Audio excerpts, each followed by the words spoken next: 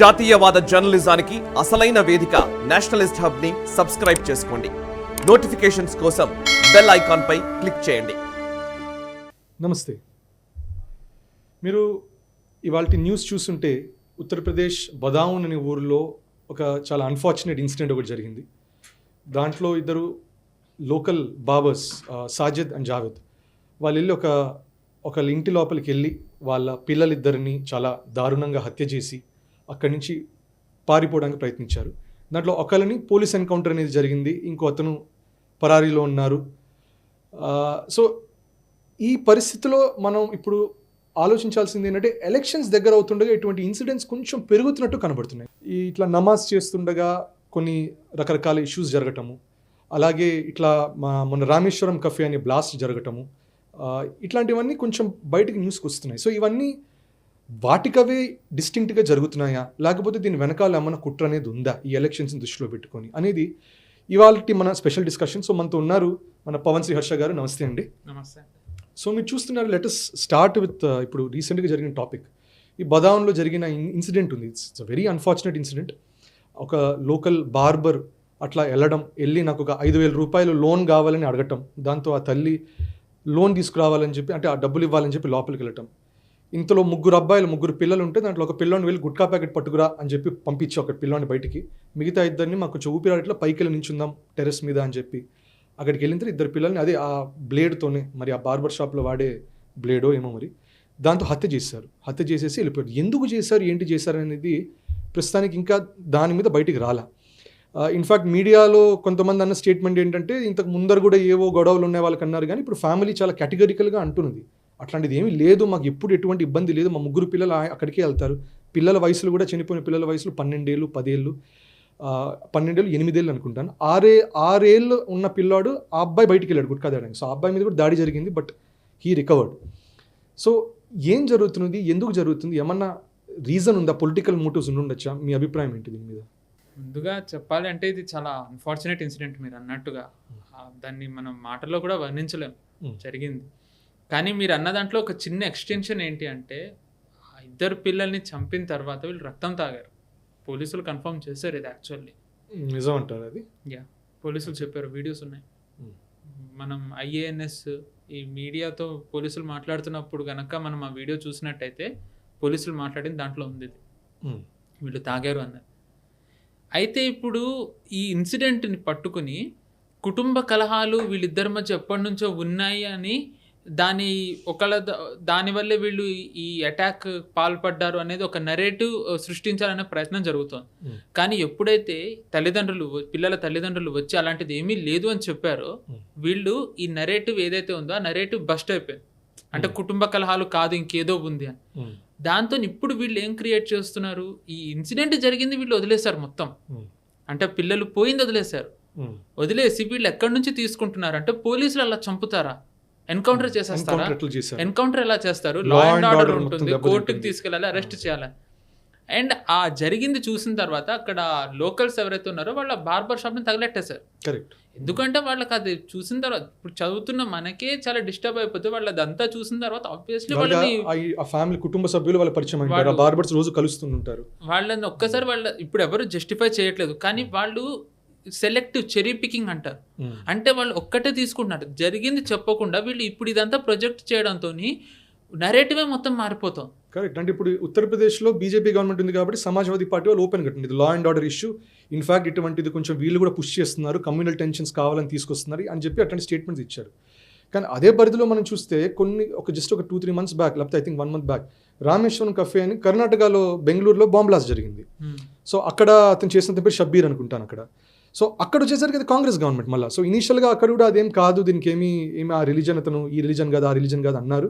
కానీ పోలీస్ ఇన్వెస్టిగేషన్లో మళ్ళీ కొంచెం బయటపడి ఆయన ఇస్లామిక్ స్టేట్ బళ్ళారి మాడ్యూల్కి అఫిలియేట్ అయి ఉన్నాడు, అలాగే శివమోగా మాడ్యూల్తో కూడా ఇస్లామిక్ స్టేట్ దాంతో కనెక్ట్ అయి ఉన్నారని చెప్పింది ఇప్పుడు పోలీస్ చెప్పడం జరిగింది. అందుకని ఇప్పుడు నేషనల్ ఇన్వెస్టిగేషన్ ఏజెన్సీ అది టేక్ ఓవర్ చేసింది. అండ్ సారీ అండి, దాంట్లో కూడా కాంగ్రెస్ గవర్నమెంట్ అక్కడ ఫస్ట్ దీన్ని బీజేపీకి అంటగట్టాలని చూస్తుంది. రామేశ్వరం బ్లాస్ట్ది, కరెక్ట్, రామేశ్వరం బ్లాస్ట్ది బీజేపీ మినిస్టర్ అండ్ సిద్ధరామయ్య ఇది ఒక సిలిండర్ బ్లాస్ట్ అన్నట్టుగా క్రియేట్ చేయాలనుకుంటే, ఎప్పుడైతే తేజస్వి సూర్య మాట్లాడడం మీడియా వాళ్ళందరూ రియాక్ట్ అవ్వడం మొదలయ్యారో అప్పటి నుంచి వాళ్ళకి యాక్చువల్లీ వాళ్ళ మీద ప్రెషర్ పెరగడంతో వాళ్ళు ఇన్వెస్టిగేషన్ చేయడం మొదలెట్టారు. దాని తర్వాత యాక్చువల్లీ ఇంకా మీరు కనుక చూసినట్టయితే సోషల్ మీడియాలో ఈ టూల్ కిట్ నడవడం మొదలైంది.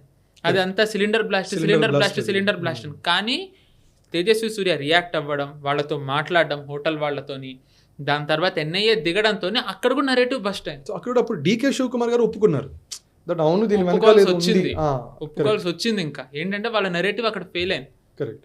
అంటే చెరీ పికింగ్, ఐదర్ బీజేపీనైనా బ్లేమ్ చేయాలి, లేకపోతే ఏదో ఒక రకంగా బీజేపీనే టార్గెట్ చేయాలి. అంటే బీజేపీని టార్గెట్ చేయడంతోనే ఒక కమ్యూనల్ టెన్షన్ కూడా క్రియేట్ అవుతుంది కదా. ఎందుకంటే అక్కడ రామేశ్వరం కఫే బ్లాస్ట్ అయినా ఇప్పుడు ఉత్తరప్రదేశ్లో అయినా కూడా బీజేపీ లీడర్స్ ఎవరు కూడా ఇది ఒక రిలీజియస్ ఇష్యూ అన్నట్టు కమ్యూనల్ ఇష్యూలాగా వాళ్ళు అసలు ఎక్కడ అనలా.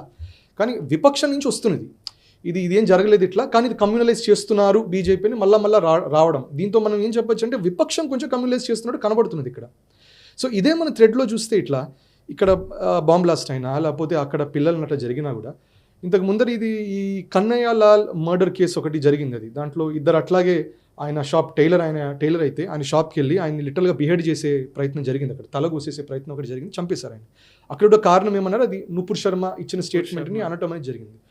సో ఆమెను జస్ట్ సోషల్ మీడియాలో సపోర్ట్ చేయడం వల్ల ఇట్లా చేశాము అన్నారు. అఫ్కోర్స్ వాళ్ళని అప్రిహెండ్ చేయడం జరిగింది, ఇవన్నీ అవుతున్నాయి. సో ఇప్పుడు మీ అభిప్రాయంలో లింక్ ఏమన్నా ఉంటుందా, ఇవేమన్నా లింక్డా లేకపోతే ఇవన్నీ సంబంధం లేదా? లింక్డా సంబంధం లేదా అనేది మనం మాట్లాడదామండి. కానీ నేను కొన్ని ఇన్సిడెంట్స్ చెప్తా లాస్ట్ 1 monthలో జరిగినవి. కొన్ని మనం తీసుకుందాం. ఢిల్లీలో రోడ్డు మీద నమాజ్ చేస్తూ ఉంటే ఒక పోలీసు వాళ్ళని కొట్టారు అని చెప్పి ఆయన నమాజ్ ఆ వీడియో సర్క్యులేట్ చేశారు. అది కూడా మళ్ళీ ఎడిట్ చేసి వాళ్ళకి ఫేవరబుల్ గా ఉండాలని టూల్ కిట్ అంతా వీడియోని నడిపారు. ఆయన్ని సస్పెండ్ చేయాలంటే మీరు చెప్పేది పొలిటికల్లీ కానివ్వండి, ఆ నరేటివ్ రన్ చేసే వాళ్ళు అందరూ, నరేటివ్ బిల్డర్స్ వీళ్ళందరూ ఆ సెలెక్టివ్ ఆయన కొట్టింది వరకే తీసుకున్నారు. కానీ దాని ముందు ఆయన వీళ్ళని కన్విన్స్ చేసింది వీడియో అక్కడ రాలేదు, ఆ వీడియో తర్వాత వచ్చింది. కానీ అప్పటికే ఆయన్ని సస్పెండ్ చేయడం జరిగింది. ఇక్కడ వరకే మనకు తెలుసు. మొత్తం జనాలందరూ వచ్చి కొట్టడానికి వచ్చారు. దాని తర్వాత పోలీస్ స్టేషన్ మీద కూడా అటాక్ అయింది. మనకి ఇక్కడ వరకే తెలుసు. కానీ ఆ ఇన్సిడెంట్ ని మనం ఫాస్ట్ ఫార్వర్డ్ చేస్తే లాస్ట్ వీక్ అదే ప్లేస్ లో రోడ్డు మొత్తం బ్లాక్ చేసి మళ్ళీ నమాజ్ చేశారు. వాళ్ళకి స్పేస్ ఉన్నా కూడా రోడ్ల మీద చేస్తున్నారు. ఆ వీడియోస్ గనక ఎవరన్నా చూడొచ్చు, మన వ్యూయర్స్ కూడా ఆ వీడియో గనక చూస్తున్నట్టయితే వాళ్ళకి కెమెరా కదిలే మూవ్మెంట్ చూస్తే వాళ్ళకి వెనక మసీద్ కనబడుతుంది. మరి వాళ్ళు అక్కడే ఎందుకు చేయాల్సి వచ్చింది? బయట విధంగా ఇది డెలిబరేట్ గా కూడా చేస్తున్నట్టు చెప్పొచ్చు. Rameswaram blast Karnataka. And recently మొన్ననే కర్ణాటకలో హనుమాన్ చాలీసా ఇన్సిడెంట్ మనందరికీ తెలిసిందే. గుజరాత్లో యూనివర్సిటీలో అయిన ఇన్సిడెంట్. అంటే ఇన్ఫాక్ట్ అంటే వ్యూవర్స్ కోసం మీరు ఇంకొంచెం అది స్పెసిఫై చేయగలిగితే ఈ హనుమాన్ చాలీసా ఇన్సిడెంట్ అనేది 2-3 days బ్యాక్ బెంగళూరులో ఒక సెల్ ఫోన్ షాప్ అతను హనుమాన్ చాలీసా ప్లే చేస్తుంటే కొంతమంది వచ్చి అతన్ని ఇది మా ఆజాన్ చేసుకునే టైం హనుమాన్ చాలీసా ఆపేయాలని అంటే అతను ఇంకా మీకు టైం ఉంది కదా అని అంటే కూడా మాటలు అవుతూ ఉన్న టైంలోనే అతన్ని చాలా కొట్టడము, చాలా తిట్టారు, కొట్టారు. అదంతా రికార్డ్ అయింది. యాక్చువల్లీ దీంట్లో కూడా కర్ణాటక పోలీసులు మళ్ళీ దీంట్లో కమ్యూనల్ యాంగిల్ లేదనే రాశారు. అంటే ఈ రిలీజియస్ సాంగ్ ఇది ఉందని ఏం రాయలేదు, ఇంకేదో గొడవ అన్నట్టుగా క్రియేట్ చేశారు. తేజస్వి సూర్య వచ్చి మాట్లాడి వీళ్ళంతా ఇవన్నీ చేయడంతోనే ఇష్యూ చాలా పెద్దదైంది. అండ్ ఇదంతా జరిగితే మళ్ళీ వీళ్ళు నిన్న హనుమాన్ చాలీసా చదివి అక్కడంతా లా అండ్ ఆర్డర్ డిస్టర్బ్ చేస్తున్నారు. తేజస్వి సూర్యని, ఎంఓఎస్ శోభా గారిని, అక్కడ వచ్చిన బీజేపీ ఎమ్మెల్యే సురేష్ గారిని అరెస్ట్ చేశారు. కరెక్ట్. అంటే ఇన్ఫాక్ట్ సిమిలర్గా మీరు చూస్తే గుజరాత్ యూనివర్సిటీ కూడా 3-4 days బ్యాకే జరిగిన ఇన్సిడెంట్. దట్ గుజరాత్ యూనివర్సిటీలో కొంచెం ఫారిన్ స్టూడెంట్స్ ఆఫ్ఘనిస్తాన్ నుంచి, కొంచెం నార్త్ ఆఫ్రికన్ కంట్రీస్ నుంచి వాళ్ళు వచ్చి కూడా అట్లాగే కొంచెం అంటే చెప్పడం అట్లీస్ట్ న్యూస్లో ఉన్నది ఏంటంటే వాళ్ళు ఆ యూనివర్సిటీలోనే ఒక పబ్లిక్ స్పేస్లో నమాజ్ చేస్తుంటే కొంతమంది వచ్చి వ్యతిరేకించినట్టు. సో దానివల్ల ఫస్ట్ ఒక ఆఫ్ఘనిస్తాన్ అబ్బాయి కొంచెం కోపం వచ్చి కొట్టిన తర్వాత గొడవలు జరిగాయి. సో ఇది కూడా ఒకవైపు ఏంటంటే కొంచెం కమ్యూనలైజ్డ్ ఇష్యూ లాగా వచ్చింది. దట్ వీళ్ళు వెళ్ళి వ్యతిరేకించారు, దానివల్ల వాళ్ళు వచ్చి కొట్టారు అని ఇట్లా అన్నారు. ఇప్పుడు మీరు డిస్కషన్ ముందే అంటున్నారు దట్ దీని వెనకాల కూడా ఏదో బ్యాక్గ్రౌండ్ ఉంది అని you was just saying. Actually దాంట్లో వస్తున్న వార్తలు ఏంటంటే అది ఒక్క ఇన్సిడెంట్ కాదండి కొట్టడం. అక్కడ ఉన్న ఫారినర్స్ ఎవరైతే ఉన్నారో వాళ్ళు అక్కడ చుట్టుపక్కల ఉన్న వాళ్ళను కూడా యాక్చువల్లీ అంటే మీట్ తినేసి వెజిటేరియన్ ఇళ్ళ దగ్గర పడేయడం చేస్తున్నారు అనేది ఉంది. ఆ వార్తలు నడుస్తున్నాయి. యాక్చువల్లీ ఇంకా ఎవరు కన్ఫర్మ్ చేయట్లేదు అది. బట్ ఇక్కడ ఒక్కటైతే జరుగుతోందండి, ఒక కైండ్ ఆఫ్ అంటే కంట్రీలో ఎలక్షన్ ముందర పీస్ని డిస్రప్ట్ చేసే అటెంప్ట్ ఏమన్నా జరుగుతోందా? అండ్ ఈ అటెంప్ట్లో వీళ్ళని మైనారిటీస్ని విక్టిమ్స్గా క్రియేట్ చేసే ప్రయత్నం జరుగుతుంది. అంటే జరిగేది ఒకటి, కానీ నరేటివ్ దగ్గరకు వచ్చేసరికి వీళ్ళ మీద అటాక్. ఇప్పుడు మీరే చూడండి, ఉత్తరప్రదేశ్ ఇన్సిడెంట్లో వాళ్ళు చేసింది ఎక్కడ, బార్బర్స్ చేసింది ఎక్కడ కూడా వీళ్ళు మాట్లాడట్లే. మామూలుగా ఏ చిన్న ఇన్సిడెంట్ జరిగినా మీరు కనుక చూసినట్టయితే జుబేర్, ఆర్ఫా, సాయిమా, వేరే వేరే ట్విట్టర్ ఆర్టిస్ట్, వైర్, వీళ్ళందరూ మాట్లాడతారు. కానీ ఈ ఇన్సిడెంట్లో చాలామంది క్వైట్ ఉన్నారు. క్వైట్ ఉండడం కాకుండా సమాజ్వాదీ పార్టీ ఇలాంటి వాళ్ళు కొంతమంది దీన్ని యాక్చువల్లీ వాళ్ళు ఆ ఇన్సిడెంట్ మర్డర్ చేసిన ఇన్సిడెంట్ వదిలేసి షాప్ని తగలెట్టడం తప్పు, ఎన్కౌంటర్ చేయడం తప్పు, ఇవి మాట్లాడుతున్నారు, చెరీ పికింగ్ చేస్తూ.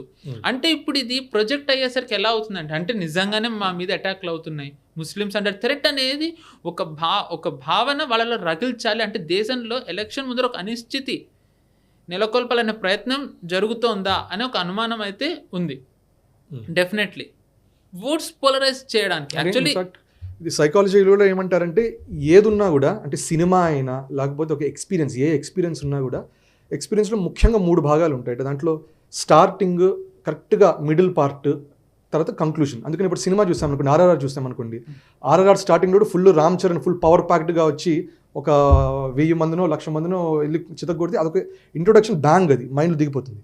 ఇంటర్వెల్ కల్లా జూనియర్ ఎన్టీఆర్ ఇట్లా దూకుతుంటే వెనకాల నుంచి అడవి జంతువులు అన్నీ దూకుతూ ఒక మొత్తం అటాక్ జరగాలి ఫుల్ ఇంక్రెడిబుల్ విజువల్స్తో, అదొకటి మైండ్లో దిగుతుంది. మళ్ళీ ఎండింగ్ ఫైనల్ కంక్లూజన్ ఒక యుద్ధం లాంటి సీన్ ఒక ఆర్ఆర్ఆర్లో చూపిస్తారు. ఇట్లా వాళ్ళిద్దరూ కలిసి రామ్ చరణ్ అలాగే ఎన్టీఆర్ కలిసి ఫైట్ చేస్తారు.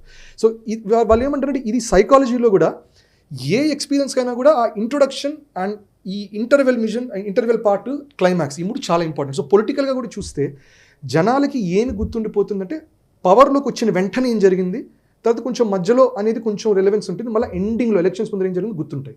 దీనివల్ల వాళ్ళ ఓటింగ్ ప్యాటర్న్స్ కూడా మారుతుంది. అప్పట్లో ఏం జరిగింది ప్లస్ ఇప్పుడు రీసెంట్గా ఏం జరిగింది. సో మీరు గమనిస్తే ఏ ఒపోజిషన్ అయినా, స్టేట్ ఎలక్షన్ అయినా నేషనల్ ఎలక్షన్స్ అయినా కూడా బాగా వాళ్ళు అటెంప్ట్ ఇదే చేస్తారు, పవర్లోకి వచ్చిన వెంటనే జరగనివ్వకుండా ట్రై చేయడం. అలాగే ఎండింగ్ వచ్చేసరికి కూడా ఏదో ఒక అసంతృప్తి, జనాలు కూడా ఏంటి ఇంత వైలెన్స్ ఉంది, ఏంటి ఇట్లా ఏం సరిగ్గా లేదు, అశాంతంగా ఉంది ఏంటి అని ఆలోచన రావాలి.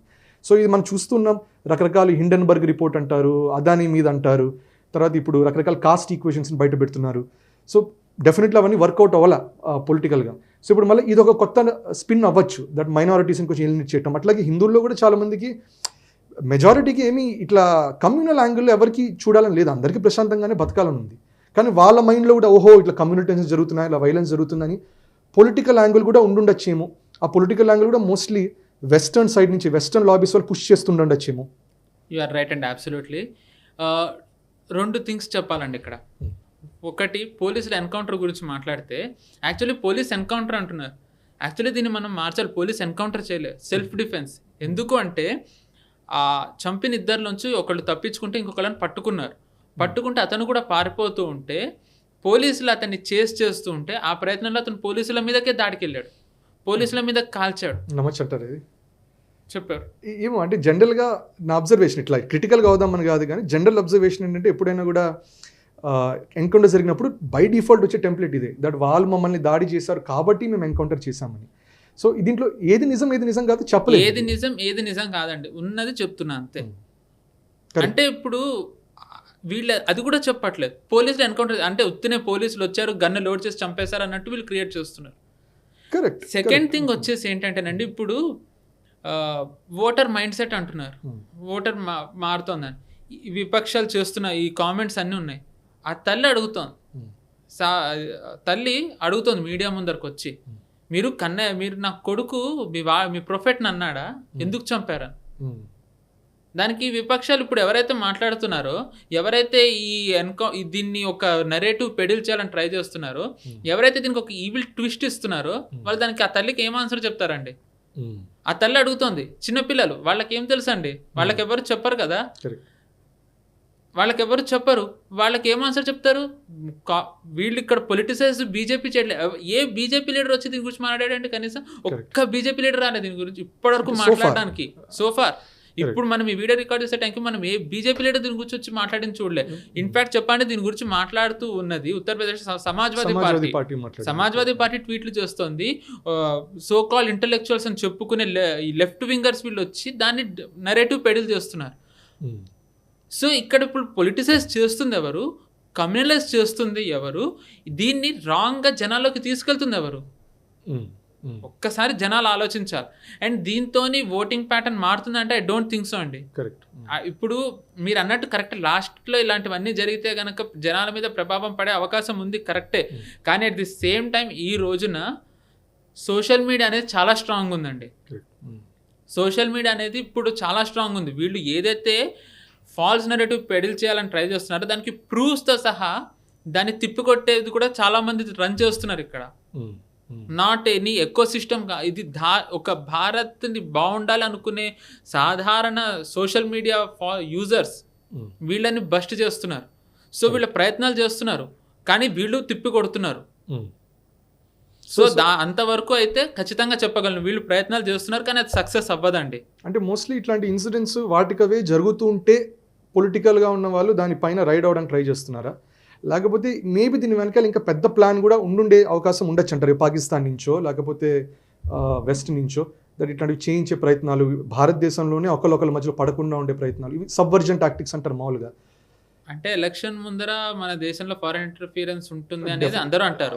ఏ దేశంలోనే ఉంటుంది, అది ఉంటుందని అంటారు. సో దీంట్లో ఉందా లేదా అనేది ఇంకా మనం బిగ్గర్ పిక్చర్, అది చాలా పెద్దగా, అంటే ఒక్కొక్కటి డాట్స్ చేసుకుంటూ వెళ్తే జరిగిన వేరు ఇన్సిడెంట్స్, ఒక అటెంప్ట్ దేశంలో శాంతిని ఉన్న శాంతిని యాక్చువల్లీ దాన్ని పాడు చేయాలనే అటెంప్ట్ జరుగుతోంది, అందులో డౌట్ లేదు.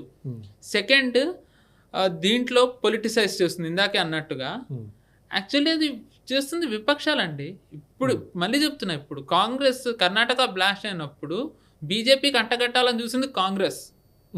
కరెక్ట్. ఇన్ఫ్యాక్ట్ ఇప్పుడు అదే ఏమంటారంటే 2019లో సిఏఏ, అది మనకి సిటిజన్షిప్ అమెండ్మెంట్ యాక్ట్ అది వచ్చినప్పుడు చాలా లార్జ్ స్కేల్ ప్రొటెస్ట్ జరిగాయి. చాలా ఇన్ఫ్యాక్ట్ మైనారిటీ కమ్యూనిటీస్, ముస్లిమ్స్ అయినా కూడా ప్రొటెస్ట్ చేశారు. ఎందుకంటే చాలా మిస్ఇన్ఫర్మేషన్ లేదు, మీ సిటిజన్షిప్ తీసేసుకుంటారు, మీకు వ్యతిరేకం ఇది అని. ఇన్ఫ్యాక్ట్ ఇప్పుడు 2024లో ఇప్పుడు రూల్స్ దానికి డిక్లేర్ అయ్యాయి, దాని ఇంప్లిమెంటేషన్ వైపు వెళ్తుంది. కానీ ఈసారి ప్రొటెస్ట్ జరగల.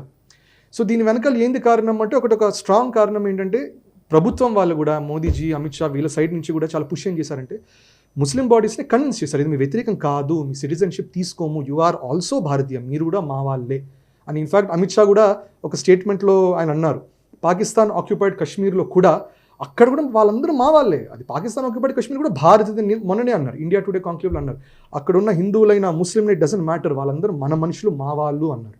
సో సిఏఏ లాంటిది ఇంతకు ముందర అంత పెద్ద పుట్ట జరిగింది, ఈసారి జరగల. అంటే ఎక్కడో ముస్లిం కమ్యూనిటీస్ని కూడా కలుపుకొని తీసుకెళ్తున్నారు డెఫినెట్గా. సో కలుపుకొని తీసుకెళ్తే ఈ ప్రయత్నంలో డెఫినెట్గా వేరే నరేటివ్స్ వాళ్ళు, వేరే ఎజెండా వాళ్ళు కొంచెం ఇట్లాంటివన్నీ జరిగిన ఇన్సిడెంట్స్ని పొలిటిసైజ్ చేయడం, లేకపోతే జరిగేటట్టు చేయించడం కూడా చెప్పలేము. ఎందుకంటే ఇప్పుడు ఐసిస్ మాడ్యూల్స్ ఇన్వాల్వ్ అవుతున్నాయి భారతదేశంలో, అంటే అదొక పెద్ద యాక్షన్ ప్లాన్ అది. ఎందుకంటే భారతదేశంలో జరగట్ల ప్లాన్, భారతదేశం బయట జరుగుతున్నాయి అది. సో ఇటువంటి విషయంలో ఇప్పుడు మనం యాజ్ అ కమ్యూనిటీ, అంటే హిందువులుగా ముస్లింలుగా అనేది కాదు, ఒక భారతీయులుగా ఇప్పుడు జరిగే ఎలక్షన్స్, ముందొచ్చే ఎలక్షన్స్, రాబోయే కాలం కోసం మనకి ఎటువంటి దానికి మనం ప్రిపేర్ అయి ఉండాలి, మన ఆలోచన విధానాలు ఎట్లా ఉండాలనేది మీ అభిప్రాయం? ఫస్ట్ థింగ్ అండి, ఇందాక మీరు అన్నట్టుగా ఫోర్సెస్ చాలా పని చేస్తున్నాయి. పిఎఫ్ఐ 2047, మోడీ గారు విజన్ 2047 అనేది భారత్ అంటే మనకు స్వాతంత్రం వచ్చిన 100 ఏళ్ల కల్లా మనం సూపర్ పవర్ అయిపోవాలి, మనం విశ్వగురు అవ్వాలి అనేది ఆయన విజన్ అయితే, పిఎఫ్ఐ 2047 విజన్ ఏంటో అందరికీ తెలిసిందే. వాళ్ళు ఏం ప్లాన్ వేసుకున్నారు, ఏం స్కెచ్లు వేసుకున్నారు అనేది మనందరికీ తెలుసు. వాళ్ళకి ఎంతమంది మన దేశంలో సపోర్టింగ్గా పొలిటికల్ ఆర్గనైజేషన్స్ ఉన్నాయో కూడా అందరికీ తెలుసు. పిఎఫ్ఐ అంటే as a radical group in Kerala. In fact చెప్పారు, ఉత్తి కేరళ కాదండి, చాలా దేశంలో చాలా చోట్ల బస్ట్ అయింది కేరళలో. ఇన్ఫాక్ట్ ఢిల్లీ మీరు ఇందాక ఏదైతే సిఐఏ ప్రొటెస్ట్ అన్నారో దాంట్లో one of the key role PFI. In fact ఇంకా చెప్పాలి అంటే ఆ ప్రొటెస్ట్ జరిగిన తర్వాత హోమ్ మినిస్ట్రీ రిపోర్ట్లో వాళ్ళు అనలైజ్ చేసిన దాంట్లో సిఏఏ మళ్ళీ తెచ్చే ముందర వాళ్ళు ఏం స్టెప్స్ తీసుకోవాలనుకుంటే మీరు ఇందాక అన్నట్టుగా దాని గురించి ఉన్న అపోహలు తొలగించాలి, ముస్లిం బాడీస్తో మాట్లాడాలి, ముస్లిమ్స్ని కన్విన్స్ చేయాలి, ఇవంతా ఒక ఎత్తు అయితే వాళ్ళ ముందున్న పెద్ద టాస్క్ ఏంటి అంటే వాళ్ళు కనిపెట్టింది పిఎఫ్ఐ మొబిలైజ్ చేయడంలో వాళ్ళ ఎక్స్పర్ట్స్, వాళ్ళని బ్యాన్ చేస్తేనే నెక్స్ట్ మనం తెచ్చినప్పుడు ప్రొటెస్ట్లు అవ్వవో అని అమిత్ షా గారికి హోమ్ మినిస్ట్రీ రిపోర్ట్ వెళ్ళింది. సో అందుకే వాళ్ళు పిఎఫ్ఐని బ్యాన్ చేశారు, that to with perfect proofs and perfect timing. Ban చేసాక వాళ్ళు తెచ్చారు, అది కూడా ఒక కారణం అవ్వచ్చు ఈరోజు గొడవలు అవ్వకపోవడానికి. అది కూడా అయి ఉండొచ్చు. అది కూడా అయి ఉండొచ్చు. డెఫినెట్ గా చాలా మంది చాలా బాడీస్ కూడా రీచ్ అవుట్ అయ్యారు, వాళ్ళకి అపోహలని తీసేశారు. ఎగ్జాక్ట్లీ. ఇప్పుడు మీరు అదే చూడండి, వాళ్ళందరూ కన్విన్స్ అయ్యారు, అంటే ముస్లిమ్స్ కన్విన్స్ అయ్యారు.